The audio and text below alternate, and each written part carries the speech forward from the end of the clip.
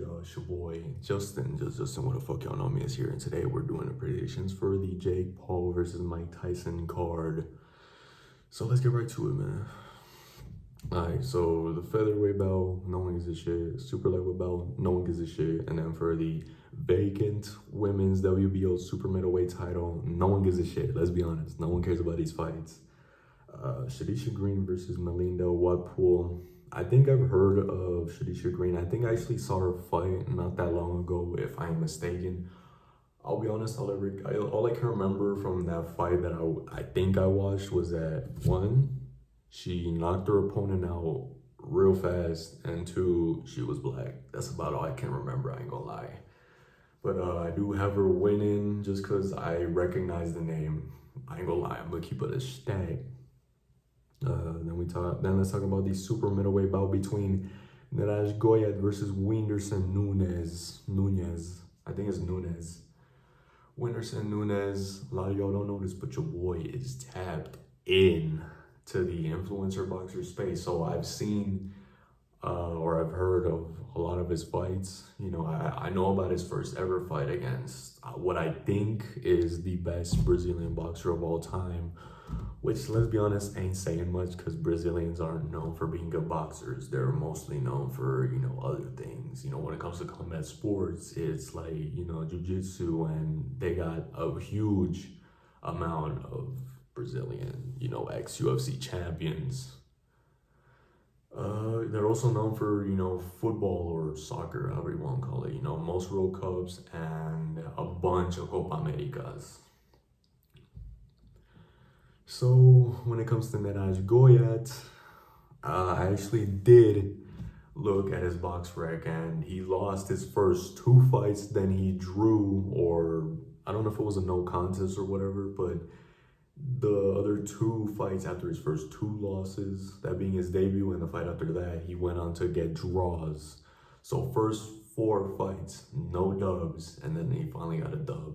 He has also fought like two people back to back who were on their debut after, I believe, his first 5 wins. So his record is definitely, you know, padded up like crazy. You know, he's fought some decent dudes here and there, but a lot of the records ain't very, you know, very good. A lot of them have losing records or 50-50 records, you know. He has 18 wins, 4 losses. 8 of them being by knockout, the wins, obviously. I don't know if he's ever lost by knockout because I didn't see that, and I checked it on the phone. I checked it on the fucking phone. Not right now, like I checked it earlier. But I mean, I just haven't seen enough from Whindersson Nunez to be like, oh, he has, you know, he'll beat him with speed, he'll beat him, you know, with precision, you know, with this or that, you know, like he's athletic. Like he ain't any of those things. Not athletic, not strong. No, he doesn't have footwork. He doesn't really have anything, to be honest. Like he ain't bad, but he definitely like ain't even on the level of like an amateur, to be honest. Like I see potential in him, but I don't think he really cares too much about boxing, I ain't gonna lie. I do think he has a little bit of potential, but you know, even if he were to fulfill his potential, I still don't think he would beat Niraj Goyat, even though Niraj Goyat ain't a good boxer. He's on the level of a guy like Pinella, I'd say. As of right now, I ain't seen any of his fights, but just looking at his record, you know, looking at it, you know, skimming through it a little bit, you could tell that this dude has only, you know, beaten dudes who clearly, you know, were, you know, in pro wrestling, we call them jobbers, you know, guys who are just there to lose. So, or barely, you know, never get wins pretty much. That are 50-50. Like Michael Johnson, but on steroids.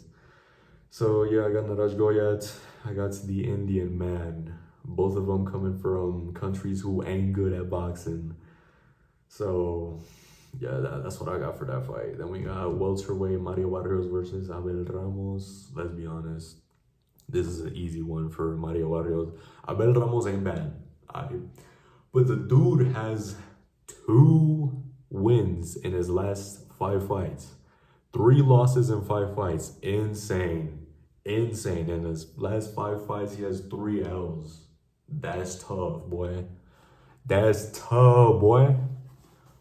So this is an easy one for Mario Barrios. He's meant to win. He ain't meant to lose this fight. Not at all. He ain't at all meant to lose this. This is definitely, picked out for his ass to win. Come to go on a 4-fight win streak. I believe he's on a 3-fight win streak. Ever since he lost to Gervonta Davis and then he lost again. We've all seen the picture of him, looking ugly as fuck. But I got my boy, the Azteca Warrior. The Aztec Warrior, Azteca Warrior, Azteca Warrior. Why did I keep saying it like that? Mario Barrios.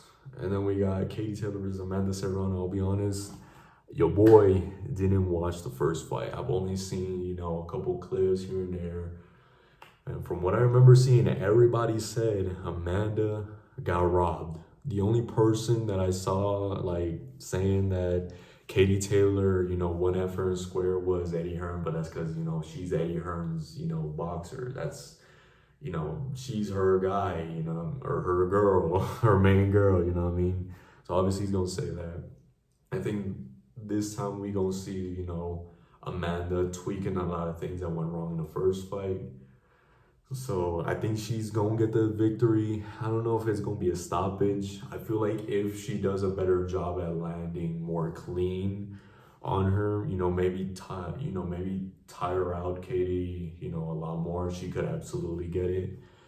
But Katie is tough, man. Same thing with Amanda. They're both very tough. They had the women's fight of the year last time they fought. So I'm very, very excited for this one. This is guaranteed to be a banger. Someone's getting stopped or it's going to be a war. It's one of the two. It's either a fucking war or someone's getting stopped. This is either going a distance in a war or someone's getting knocked the fuck out. Someone's going to get their ass beat. Both of them might get their ass beat, but someone's getting their ass beat. Facts. This one's real good. You know what I mean? The IBF, WBA, WBC, and IBO women's super lightweight titles are once again on the line for this fight. And then we got for the main event of the evening, brought to you by MVP, brought to you by Jake Paul, the man who decided to fight a fucking nearly 60-year-old Mike Tyson, who if he was in his prime, he would knock him out. We all know this. Mike ain't in his prime. If y'all saw my video when I came back to YouTube 6 months ago, my stance hasn't changed. The only thing I'll say the difference is that the pad work from Mike that we've seen recent, man, that shit gives a nigga chills. That shit will give a nigga chills. Even if I didn't watch or grow up, watching Mike Tyson back in the day, because I'm a young nigga, I'm a young ass nigga. Most of the people watching this probably didn't grow up watching Mike. Most of the people that are gonna watch this fight. But man, even just knowing about, the story, knowing about, a lot of what happened going into a lot of his fights, him going to jail, the opponents he's fought, the trash talk from back in the days, him fighting 15 fucking times in a year. Insane. Fucking animal. One of the most liked celebrities of all time. One of the most popular celebrities of all time. This is a big fucking fight, and this gonna do absurd numbers. We all know this. But I'm here to tell you something that you might not know. If you're a casual, I'm sorry, but Jake is getting this one done. That's what I said all those months ago when this got announced for the first time, and I'm saying it again. Jake Paul is knocking out Mike Tyson. It's sad to see, it's sad to say, but Jake Paul is 110% beating Mike Tyson, and he's gonna knock him out.